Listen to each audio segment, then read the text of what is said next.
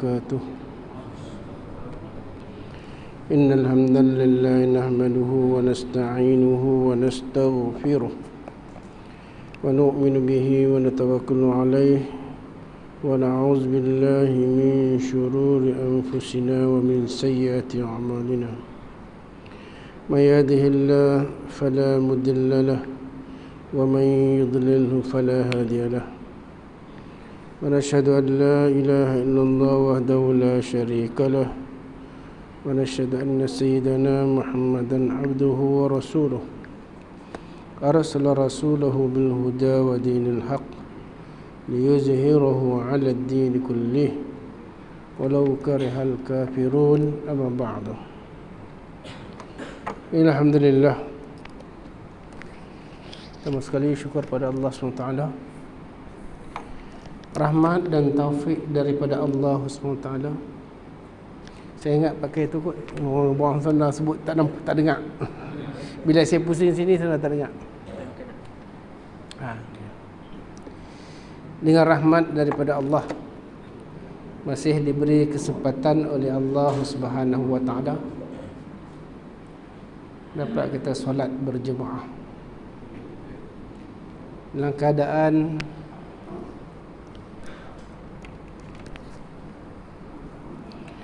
suasana yang ada sekarang ni,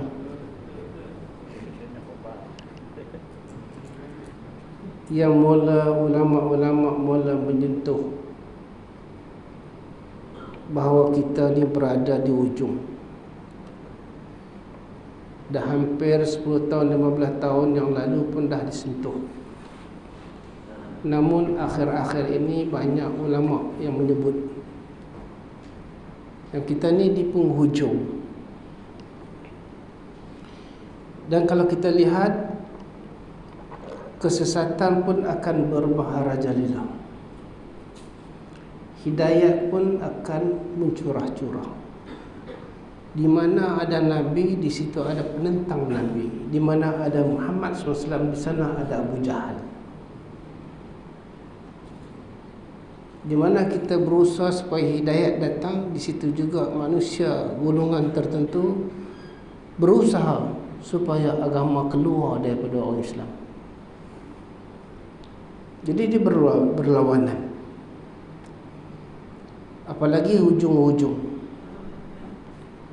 Mereka-mereka sekarang ni di sebelah barat mula mendekati Islam.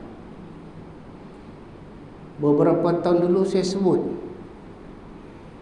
bahawa kemasukan orang masuk Islam, convert Islam ni banyak. Di Spain, di Itali, malah anak kepada maid Pope pun telah memeluk agama Islam. Saya pernah cerita di sini. Kesan agama. Saya bercakap kawan saya yang pernah tinggal di Itali, saya jumpa dia di Sweden, di imam. Orang datang pada agama. Sekarang ni bila orang dengar suara azan, orang minat dengan suara azan. Kelainan suara azan dengan lagu-lagu, walaupun lagu tu lagu lama, Paul Anka lah dulu kan. Tak sama. Makin kita baca Quran, makin asyik, makin asyik. Kadang-kadang kita baca hampir 1 juzuk.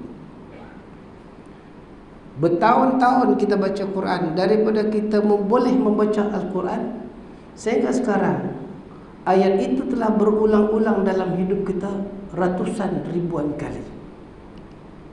Fatihah yang kita baca berulang-ulang setiap 5 waktu solat, setiap solat sunat, berulang-ulang kali, ratusan, ribuan, jutaan, tapi tidak hilang daripada kita. Mereka datang pada agama dengar lantunan suara azan. Di Masjid Seri Talik, satu apek Cina datang masuk masjid. Dia kata, saya suka mendengar suara azan. Maulana Mansur bawa ada keliling madrasah. Jadi orang nak pada agama. 7-8 tahun lepas saya cerita bahawa the new world mapping yang mereka buat tu, mereka andalkan ni 2020 Dan memang betul jumlah orang Islam banyak, dan mereka akan berusaha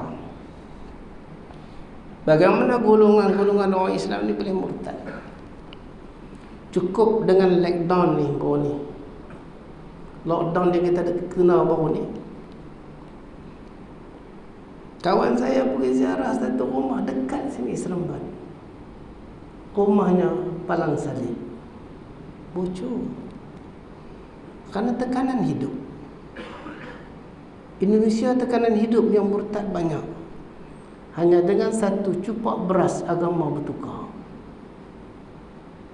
Kita boleh bayangkan, satu orang padri Kristian di Sabah yang meluk agama Islam, dia cerita bagaimana dia pergi di Indonesia ni banyak tahun dah lah. Bagaimana padri pendakwah Kristian tu pergi di depan masjid, tengok berapa orang datang masjid. Azan berkumandang, tidak ada orang datang, sekitar awal 90-an dulu. Kemudian dia tengok Bilal habis azan balik, tak ada orang sembahyang. Dia pergi bagi bantuan, bagi pertolongan, bagi duit. Besok pergi, lusa pergi. Dia tanya, apa tujuan tuan datang? Saya nak tuan masuk Kristian. Kalau bapa masuk Kristian, saya bisa bagi RM2,000 wang Malaysia. Kalau ibunya sekali, RM4,000 wang Malaysia. Kalau satu family, RM6,000 wang Malaysia. Dia Sabah bawa di Malaysia. Satu keluarga murtad. Dan hari ini kerana lockdown ini, orang hilang pekerjaan. Tekanan hidup, mereka datang dengan misi bantuan. Dan mereka cuba nak sebanyak mana mungkin untuk jadikan orang Islam ni lari pada agama. Murtad ni dia bukan jauh kawasan Seremban. Saya tak mau sebut. Terkejut, itu satu kejutan. 2 hari lepas orang datang jumpa saya beritahu. Jadi pada saudara-saudara, ibu-ibu yang dimuliakan oleh Allah SWT, iman kita tergugat walaupun ilmu banyak. Nabi beritahu, wa kaifa bikum iza fasaqa syababukum. Bagaimana keadaan kamu apabila anak muda jadi rosak? Wa kasara juhalukum, banyaknya kejahilan. Wa iza taghat nisaukum, bila wanita-wanita telah. Semalam satu kes wanita lari tinggalkan suami. Mungkin sebab saya counselling student, kemudian saya counselling mak bapak datang sekali, lari pergi Rompin, Pahang. Sial. Tekanan. Dan kita tengok jumlah orang bunuh diri di Malaysia ada, termasuk orang Islam, 20%. Satu kes lelaki Islam nak bunuh diri, alhamdulillah dapat diselamatkan. Tuan-tuan, secara tidak sedar ini keadaan berlaku. Iman kita tergugat. Akan datang kegugatan iman ini akan bertambah dengan datangnya kuncu-kuncu Dajjal. Mereka berusaha, dan tidak ada jalan keluar, tuan-tuan, tidak ada jalan keluar agama, dan berusaha atas agama. Dan di Negeri Sembilan dia di ujung dia bawa fatwa terbaru, Syarikat Nasyabandiyah, Hakka ni sesat. Mana kesesatan tu akan datang banyak, murtadnya akan berlaku. Di zaman fitnah ini tidak ada ruang, mereka kena balik pada agama. Ilmu banyak, tuan-tuan, ilmu banyak. Hari ini tuan-tuan nak tahu tentang salat jenazah, buka saja tanya Tuan Guru Syekh Google, tekan dia akan keluar kaedah sembahyang jenazah. Tuan-tuan nak tanya apa tanya? Mana ilmu banyak nak terdedah. Orang tua-tua dulu nak pergi mengaji ilmu. Saya waktu saya kecil dulu, tingkatan 3, 7 batu berjalan kaki naik sampan. Saya sekolah Cina. Tapi rasa perit, tapi seronok ngaji bersama dengan orang tua-tua. Tapi ilmu tu berkat. Sekarang ilmu banyak. Buka Google, buka komputer, WhatsApp group. Pagi jangan baca WhatsApp group. Ada je hadis pagi ini, siapa pun tak baca. Tuan ingat tak apa? Tak ada siapa baca pun. Tapi maknanya ilmu tu banyak melalui banyak kitab-kitab, buku-buku. Tapi Nabi kata wa kasara juhalukum, jahil banyak. Keberkatan ilmu tak ada. Orang tu dulu dia pergi masjid ulang-ulang tahun 70-an. Orang tu pergi masjid, sampai kat masjid, isi air dalam tempayan goi. Isi ambil air kolah yang hujan turun, tak ada. Cedok bulan tempayan tu. Siap dulu. Tak ada upah. Cedok air yang isi tempayan. Orang datang basuh kaki kat situ, baru naik masjid. Ambil wuduk kat kolah dengan turun air hujan. Kalau hujan tak turun, tak ada lah air kolah. Namun tuan-tuan, Allah bagi berkat. Amal kita berkat. Sehingga budak-budak kampung menangis ke apa ke, demam ke, bagi kat Tok Siak ni, bagi ayam. Pakcik mak tawang sikit ayam, dia pun baca Fatihah, berkat selawat Nabi. Sembuh. Fatihah yang dia amal, dia buat dengan ikhlas dia. Orang tua dulu memberi syifa. Kita cuba baca Fatihah, merau-rau mencucu. Dia berkat mereka tu. Orang panggil lebay, tok lebay. Labbaik, orang yang ikut panggilan Allah, labbaik. Tapi sekarang mau banyak berkat dia tak ada. Dengan ilmu sedikit ni bergaduh. Dah saya sebutlah dalam parlimen baru ni kan, kemarin Allah. Jadi orang bodoh semua. Kita tengok memang gila habis. Nak marah-marah, gila. Mereka tak merasai kemiskinan. Kaya ramai kemiskinan. Tidak ada makan, setengah tau. Terlucut pekerjaan. Nak menadah tangan minta kawan-kawan malu. Mereka hilang pekerjaan. Isteri hilang pekerjaan, anak nak ditanggung, rumah nak dibayar, kereta nak dibayar. Orang atasan tak tahu tuan-tuan. Kita yang tumpang tui, kesian tengok mereka. Kita bukan, dia orang jual lah barang dari sini, kita pun beli. Bukan nak makan pun, orang rumah pun reti masak. Tapi bila kita kesian, kita merasai keperitan hidup. Ketika orang tu kita cik, mereka tak rasai. Mereka hidup dengan kemewahan. Setengah daripada setengah orang atas hidup dengan kemewahan.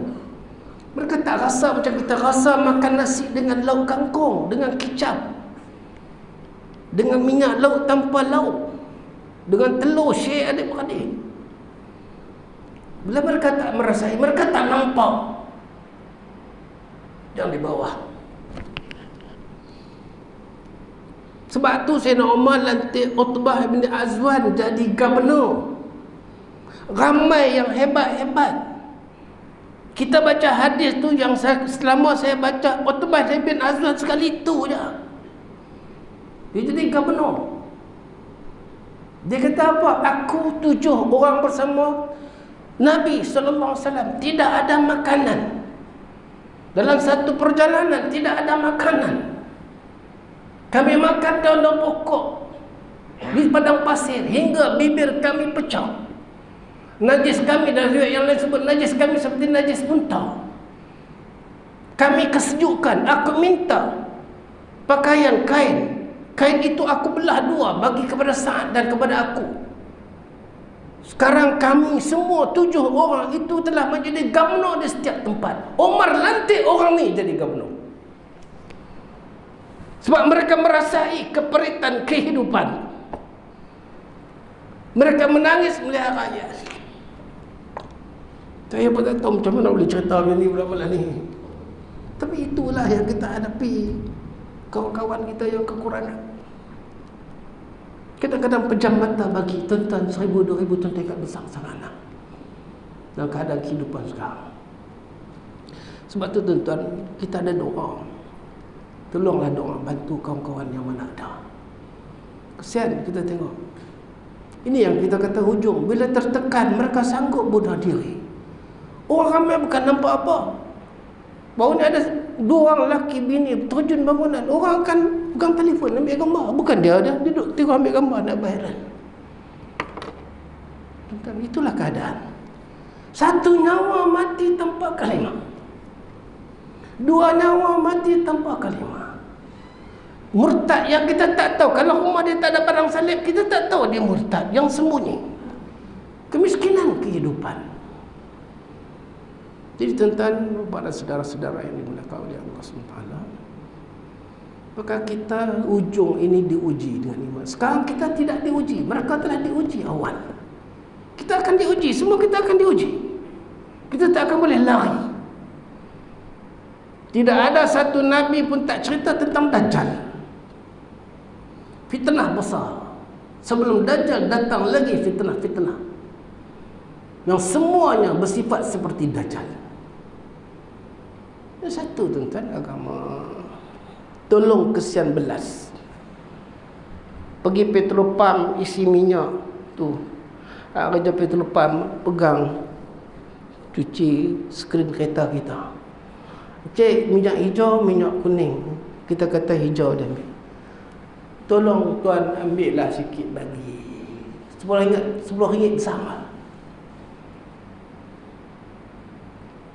Kalau dia ada duit, dia tak kerja situ, dia pencen tentera tuan-tuan. Anak-anak masih lagi besar. Kalau dia tak kerja tu, pasal tak ada duit. Umurnya lanjut. Patutnya dia duduk macam kita duduk dalam masjid. Tapi kalau tekanan hidup, kita pun duduk petrolpam. Tolong angkat tangan doa hidayat pada mereka. Angkat tangan doa. Apa ruginya kita angkat tangan doa? Dan luas sikit perkataan, Tuan jaga semayang, Allah pelihara Tuan. Ni saya ni dengan kawan-kawan diminta pergi setiap lorong. Sebab ramai orang dah mula jauh pada masjid bila sedap dengan PKP tu hari. Ajak balik ke masjid. Tapi keadaan tak boleh. Buat yang mana boleh.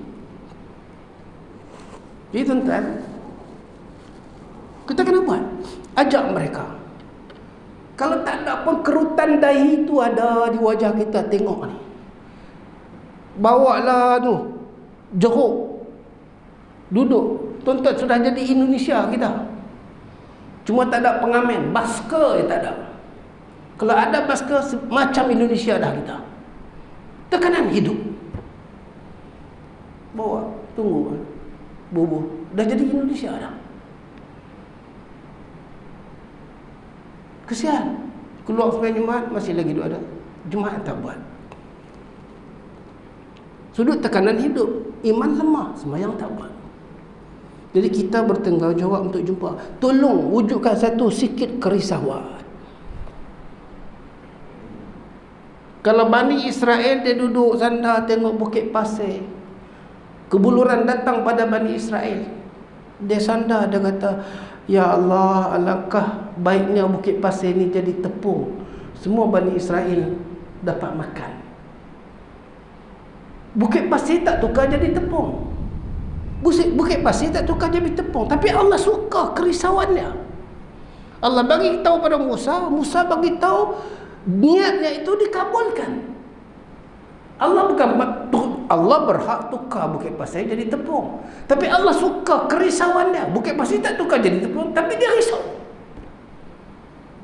Begitulah kerisauan kena ada kat kita tentang keadaan iman, orang jauh pada agama dan macam-macam lagi ni. Kalau tidak Allah datang bala. Auhallahu azza wa jalla ala Jibril alaihi salatu wassalam an yaqlib madinata kadza wa kadza bi ahliha. Allah mewahyukan Jibril kepada Jibril alaihissalam untuk terbalikkan satu bandar. An yaqlib madinata kadza wa kadza, sekian bandar. Terbalikkan, hancurkan bandar itu. Jibril pergi, Jibril patah balik. Jumpa Allah, mengadu pada Allah. Ya Rabbi, inna fiha ibadaka fulanan lam ya'sika tarfat 'ain. Wahai Allah, di dalam bandar itu ada satu orang hamba engkau, fulan sebulan, lam ya'sika tarfat ain, tidak pernah maksiat sedikit sekelip mata pun tak pernah maksiat. Qala rabbi, berkata pada waktu berfirman Allah SWT pada Jibril, iqlibha alaihi wa alaihim, terbalikkan bandar itu kepada dia dan kepada yang lain. Inna fi wajhu lam yatama'ar alayya sa'atul quds, kerana pada wajahnya tidak ada sedikit kerusingan, kebimbangan atas aku, sikit pun tak ada. Sa'atul quds. Jadi Allah terbalikkan atas dia dulu. Tuan-tuan, wujud risau sikit. Orang yang kuat ibadat, sebab tu kita kira kuat ibadat ni. Kita bangun tahajud, kita boleh datang, kita berzikir, kita baca Quran, kita orang ibadat. Tolong wujud risau. Tidak, Allah telah datang bala. Kalau tidak ada kerisauan, kebimbangan, Nabi Lut AS, bila Allah nak terbalikkan bandar Sodom itu, Lut ada risau bimbang. Pengikut dia tak ada, tapi Lut ada risau bimbang. Ibrahim ada risau bimbang. Ketika itu Ibrahim tempat lain alaihissalam. Maka kerana kerisauan kebimbangan, Allah suka dia dan pengikut dia. Malaikat datang keluar daripada Sodom waktu sahur nanti.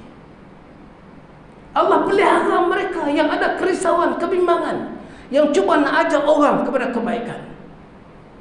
Keluar, Allah terbalikkan. Tapi kes lelaki ini, Allah tidak pun suruh dia keluar, terbalikkan atas dia dan yang lain. Ini kita kena wujudkan kerisauan. Kita tak mampu, tuan-tuan.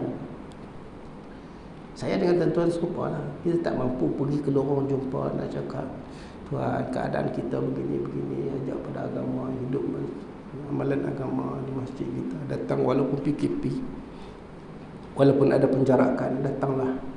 Siapa lagi nak makmurkan? Dengan makmur yang Allah pelihara tempat kita. Tapi kita tak mampu. Tapi sekurang-kurangnya duduk sekejap, nak letak kepala atas bantal tu, cuba renung sekejap. Allah, kita boleh makan minum.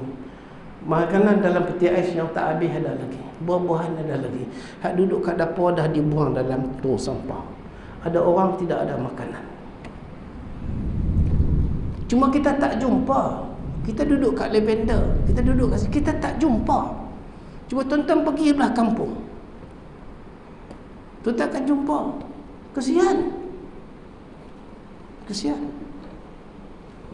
Dia tolonglah kita yang sedar ni, kita yang datang majlis surah, tolong doalah untuk mereka, doalah hidayah, bantu mereka. Ya Allah, jangan uji aku dan mereka sesuatu yang kami dan mereka tidak tertahan menanggung. Doa macam tu. Ya Allah, jangan uji kami dan mereka sesuatu yang tidak terdaya kami hadapi. Kalau datang ujian, pasti Allah tahu kita boleh mampu hadapi. Doa macam tu. Allah bantu kita, insya-Allah. Wallahu alam. Nak baca sini tak ada. Baca sini. Baik, kita sambung Bahrul Mazi kita. Masih lagi panjang bab ni. Banyak lagi. Safar, bab safar qasar sembahyang. Baik, kita berhenti tu hari 23.10. Kata Nawawi dalam syarah Muslim, hadis yang dibentang kepada kita, Anas bin Malik radhiyallahu anhu qala sallaina ma'an nabiy sallallahu alaihi wasallam zuhra bil madinati arba'an wa bizil hulaifah asran rak'atain. Sahih, hadis sahih.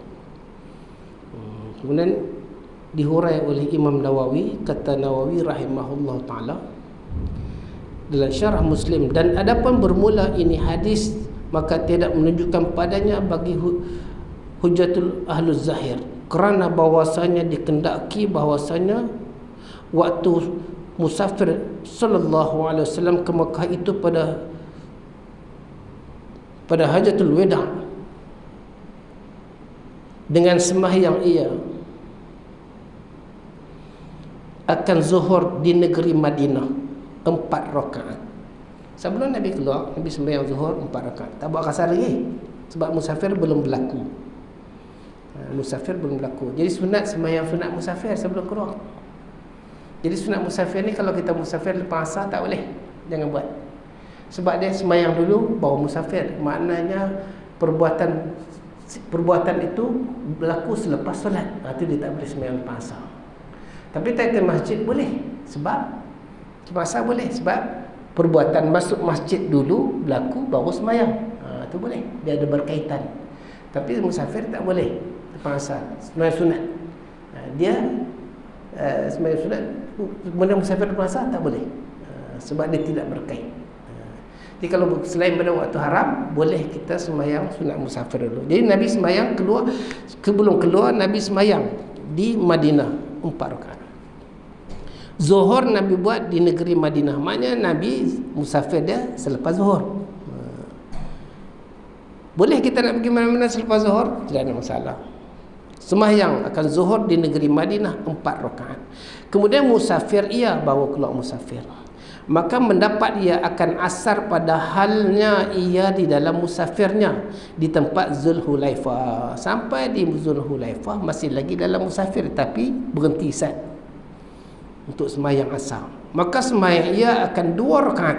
Baru jadi qasar 2 rakaat.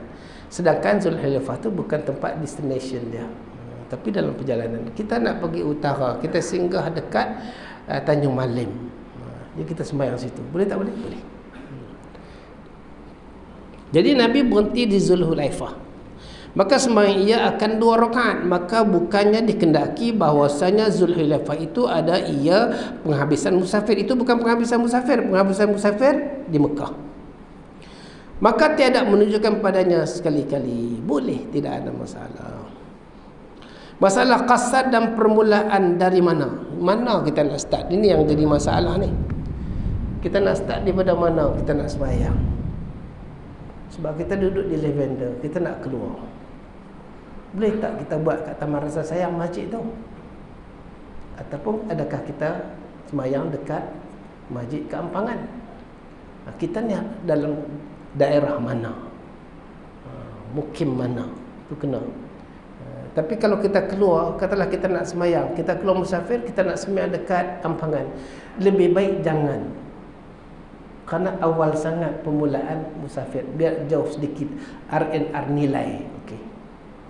Atau Masjid Rasa Sayang jangan, walaupun keluar daripada Lavender. Sebab Lavender ni sifat taman kita.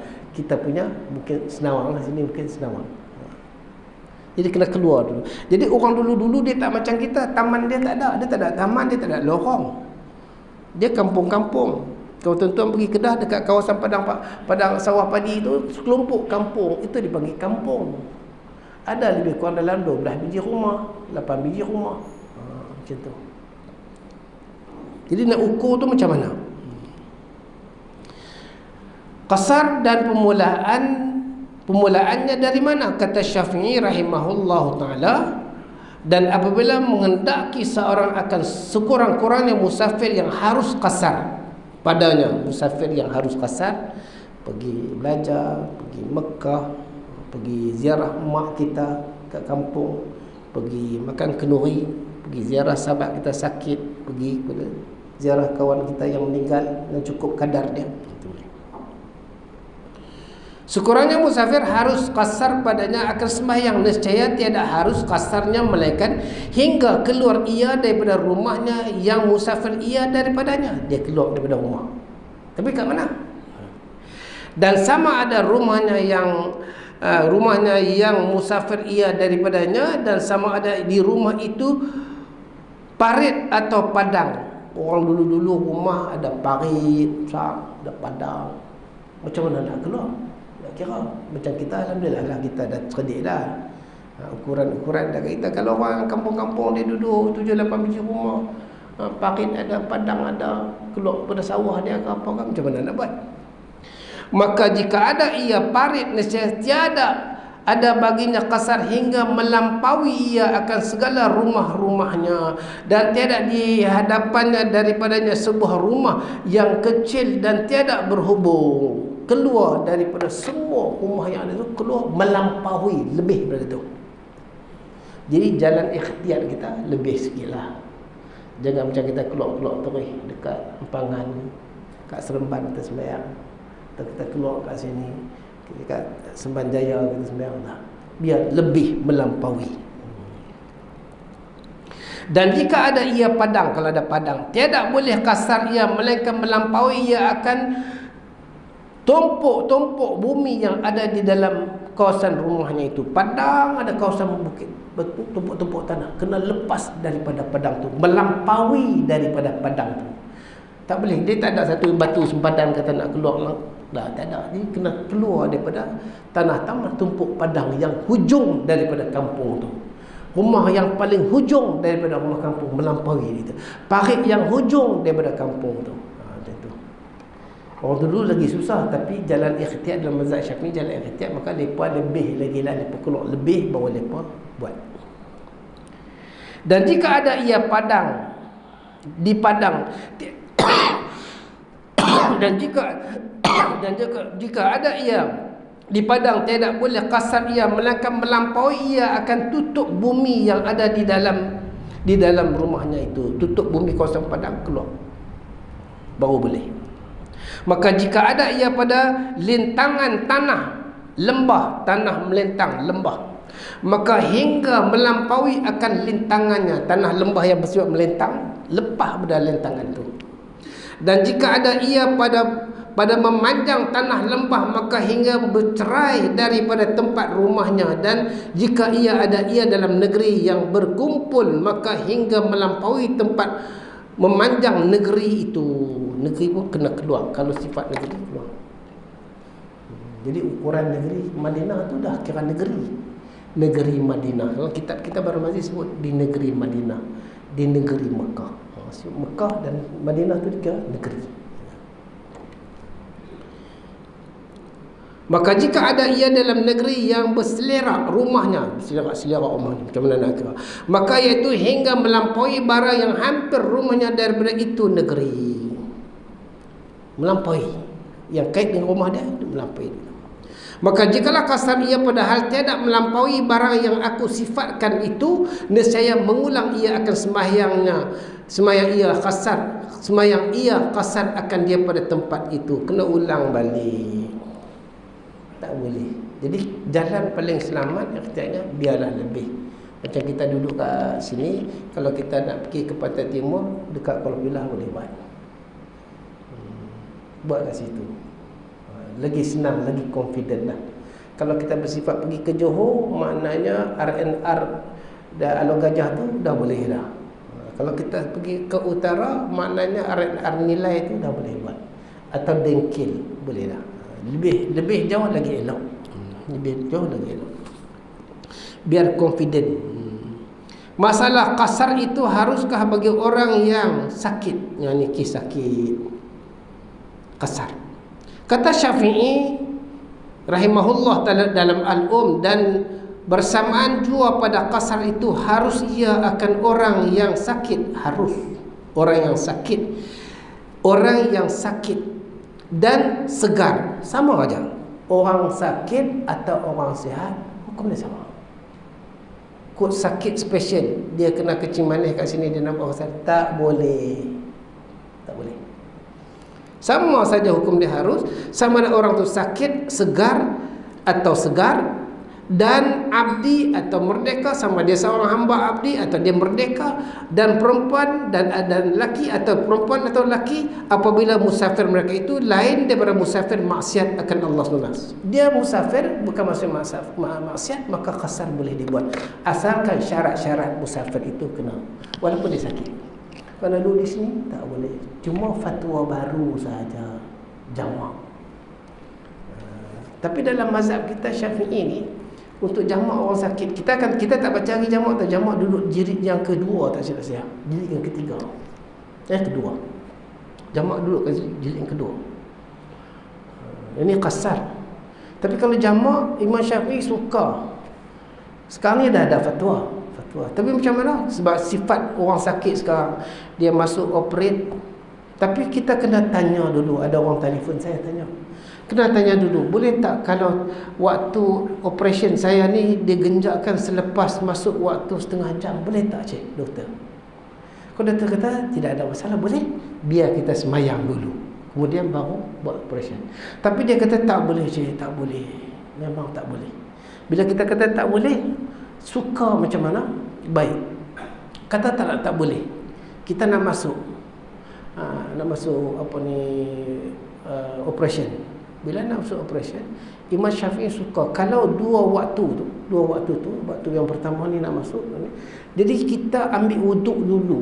Kalau sifat sakit, ambil wuduk, kita tak akhirkan. Kata jenis sakit yang kita tak boleh nak buat dua sembahyang ni, sakit sangat, nak ambil wuduk boleh batal, ambil wuduk batal, najis keluar apa semua, nak kena bersih apa semua. Jadi Imam Syafi'i suka ambil wuduk di akhir, lebih kurang 10 minit, lebih kurang lah 10 minit nak masuk asar. Kita sembahyang zuhur, habis sembahyang zuhur tunggu saat masuk asar, sembahyang asar. Itu dibolehkan. Makna takhirkan sembahyang yang pertama.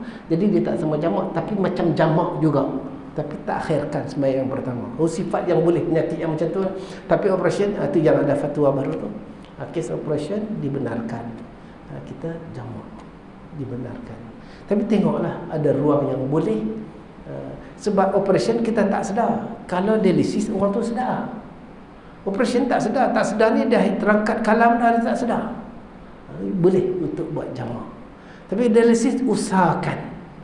Darah keluar, dia tak boleh. Yang mana sempat buat. Katalah dalam keadaan zuhur waktu tu dah tak boleh, buat yang mana boleh buat dulu.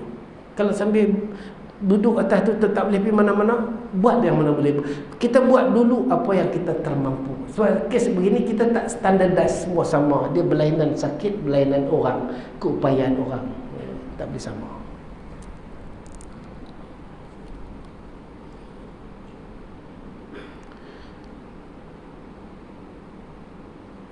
Kecuali musafir maksiat. Hanya mazhab Hanafi saja membenarkan qasar apabila musafir mereka atas maksiat. Kita tak boleh. Masalah qasar itu apa hukumnya bagi orang yang musafir maksiat? Kata Syafi'i, barang siapa yang musafir ia kerana zalim atas orang muslim. Dia musafir kerana nak aniaya orang Islam. Macam dulu Yusuf As-Sakhafi, dia dengan tentera dia pergi. Kalau tentera dia jamak sembahyang, tak boleh dia buat zalim orang. Dia menentang pemberontakan Bughah yang dipimpin oleh Abdullah bin Zubair. Juga Abdullah bin Zubair dan beberapa orang lagi, tokoh-tokoh orang alim juga ketika itu. Jadi kalau pergi kerana nak zalim orang, tak boleh. Bersamaan juga baik zalim atas orang muslim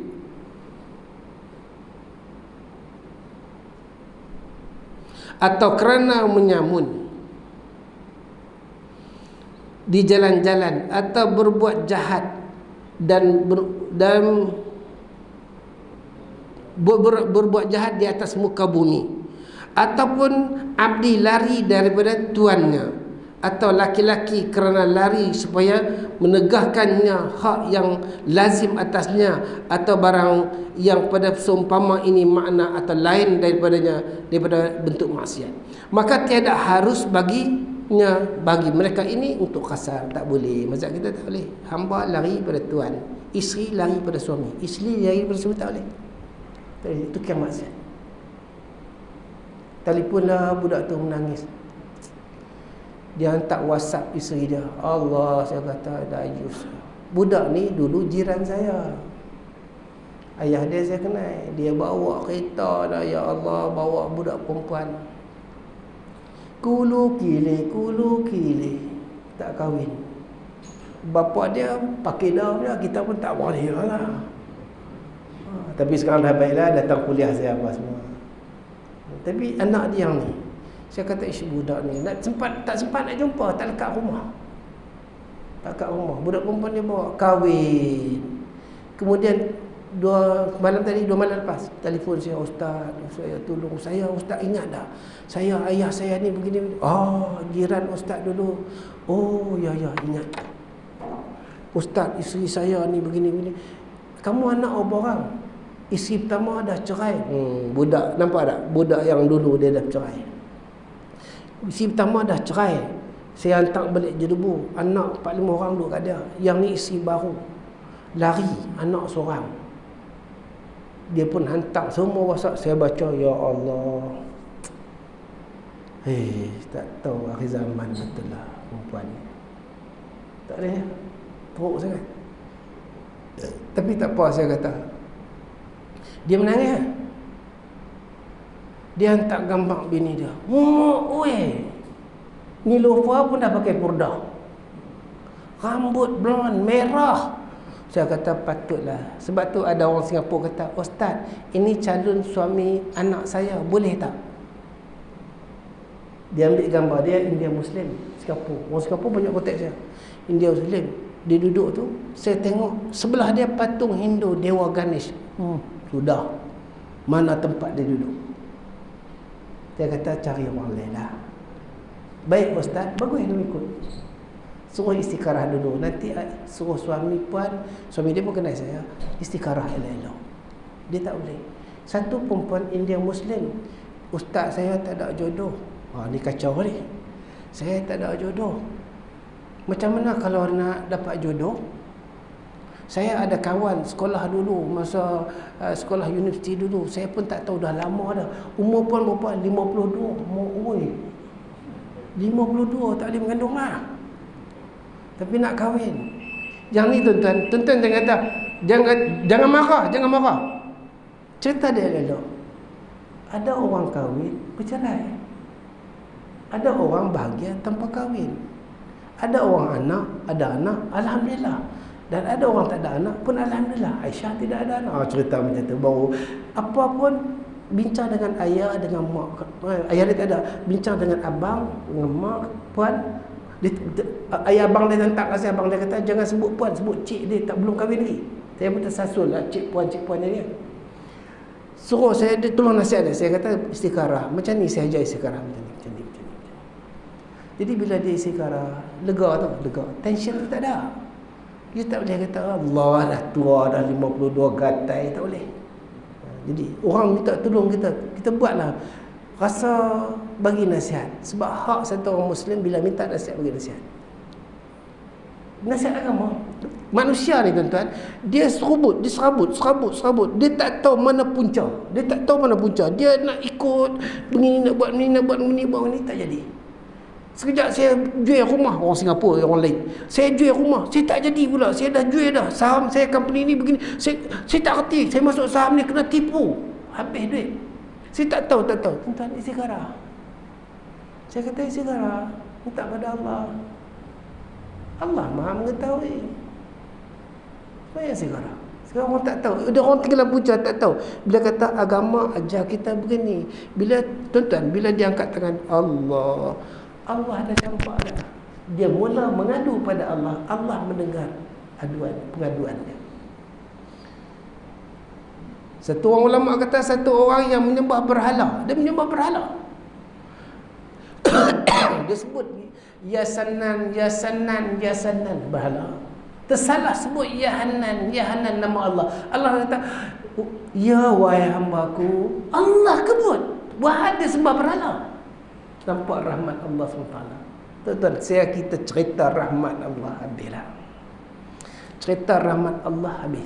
Terlalu banyak rahmat Allah. Kita terkejut daripada tidur, kita baca la ilaha illallah wa la syarika lah lahul mulku wal hamdu wa huwa yumiitu wa ala kulli syai'in qadir. Allah bagi ganjaran, bukan bangun tahajud, terkejutnya. Tuan-tuan boleh bayangkan. Sebab tu hubungan dengan Allah Maha Rahim. Yang sangkut manusia masuk neraka ni hubungan sesama manusia. Satu orang malam dia sebut itu ustaz tu lahanat. Kau jangan cakap lahanat. Kalau kau kata kat dia lahanat, Allah takdirkan orang lain kutuk kau, lahanat kau 10 kali lebih. Sabarlah. Biarlah. Apa susah sangat? Tapi ustaz, patutkah saya datang, saya memang ambil tu. Ni tu. Temperature tu. Saya tulis. Hari tu saya pergi masuk tengok tak ada. Saya duduk. Dia boleh panggil saya lepas main tu pergi isi tu. Saya mana tahu tukar pintu lain. Itulah anak tu. Saya kata jangan. Tuan-tuan, ini kebiasaan manusia. Bila kita caci orang, Allah tak ada orang caci kita. Sebab tu Nabi kata jangan caci berhala-berhala, kerana mereka akan caci. Kalau kamu caci berhala, mereka akan caci Allah. Mudah aja. Oi tuan-tuan, orang mengadu, saya tak tahu lah, ramai pula suka duk mengadu. Yang pelik ni orang perempuan. Lelaki kurang. Itu yang bayar tu. Orang rumah saya mengamuk. Kadang-kadang dia jawab, ni saya tak ada rumah 40 hari saya keluar penempatan. Jadi dia tak tengok macam tu. Dia tengok mampus saya. Rahsia tolong dia dalam rumah tu jangan beritahu kau. Jadi alhamdulillah tuan-tuan, Allah SWT takdirkan kita begini. Apa-apa pun mengadu pada Allah. Mengadu pada Allah. Jadi kita berhenti sini, kita sambung. Musafir qasar itu apa hukumnya bagi orang musafir maksiat? Kita dah baca tadi, kita akan sambung musafir qasar. Orang yang tinggal di Mekah tak kalah mengerjakan haji. Macam mana orang di Mekah mengerjakan haji? Dia pergi haji, dia musafir tak? Kita tengok nanti kita akan baca akan datang. Okey, ada soalan? 27. Ada soalan tuan-tuan?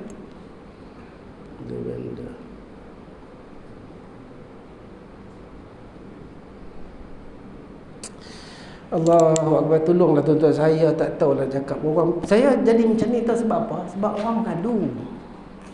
Orang mengadu. Tak tahulah orang duk mengadu. Kadang-kadang kita pun tak, saya tak kenal orang Singapura tu, bukan kenal. Ramai pula tu. Orang mengadu. Daripada Norway, 3 hari lepas daripada Norway. Norway tu kenal saya. Saya pergi Norway, dia jumpa saya. Tapi saudara mara dia yang tak kenal saya pun ni. Tapi orang mengadu.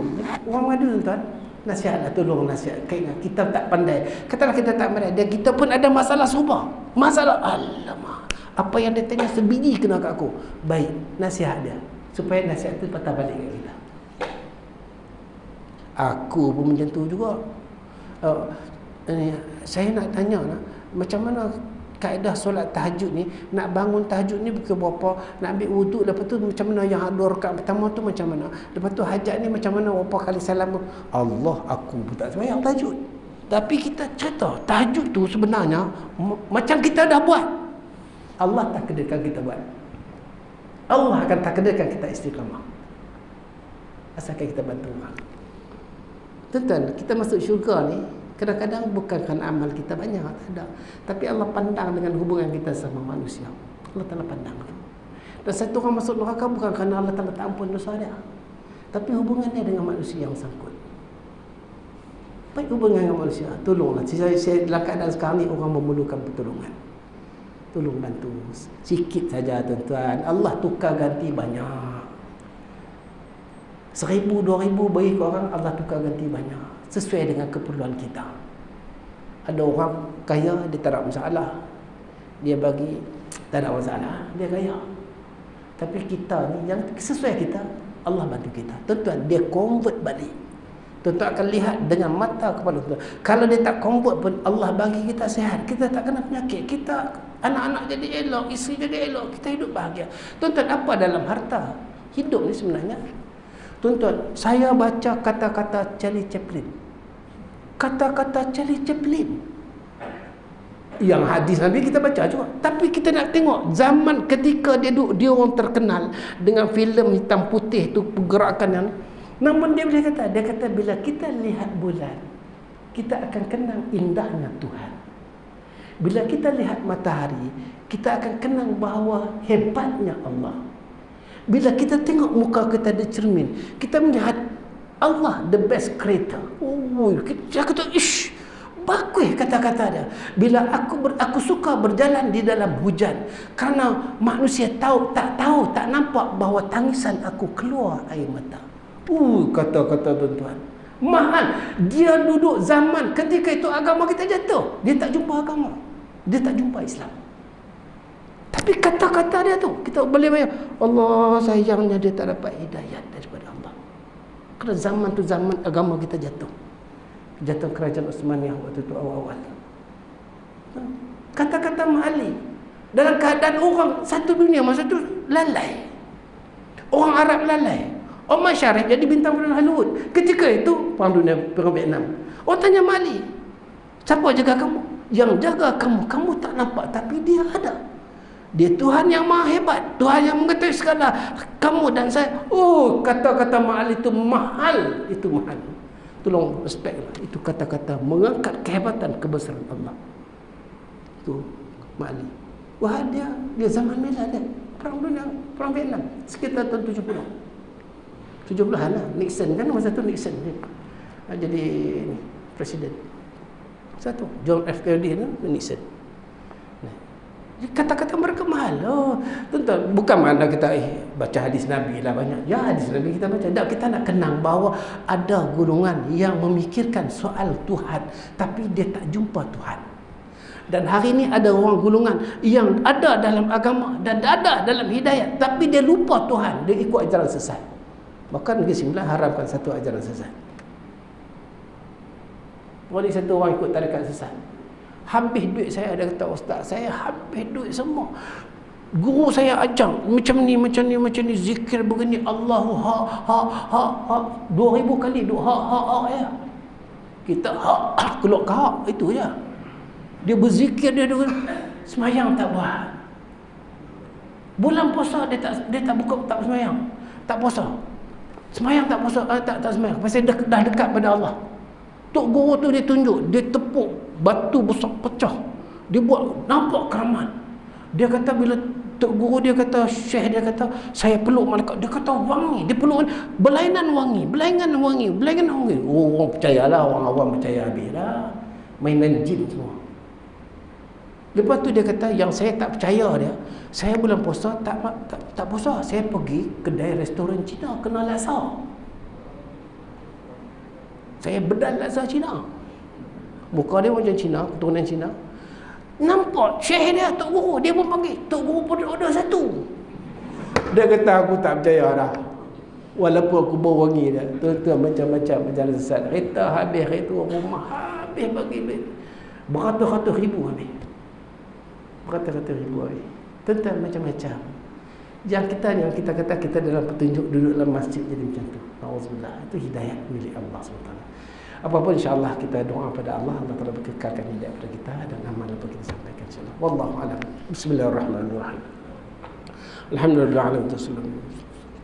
Allahumma hdina wa hdi bina waj'alna sababan liman ihtada. Allahumma hdina as-siratal mustaqim, siratal ladzina an'amta 'alaihim ghairil maghdubi 'alaihim. اللهم صبنا واجعلنا هاديا مهديا اللهم اهدنا امتنا صلى الله عليه وسلم اغفر لنا اللهم ارزقنا ايمانا كاملا ويقينا صادقا وعملا مستقيما بالخشيه يا رحمن الرحيم يا ذا الاكرام ربنا ظلمنا انفسنا ولم تغفر لنا وترحمنا لنكونن من الخاسرين ربنا ازغ قلوبنا بعد إذ هديتنا وهب لنا من لدنك رحمه انك انت الوهاب ربنا آتنا في الدنيا حسنة وفي الآخرة حسنة وقنا عذاب النار صلى الله عليه وسلم برحمتك يا أرحم الراحمين الحمد لله رب العالمين السلام عليكم ورحمة الله وبركاته أشهد أن لا إله إلا أنت أستغفرك وأتوب إليك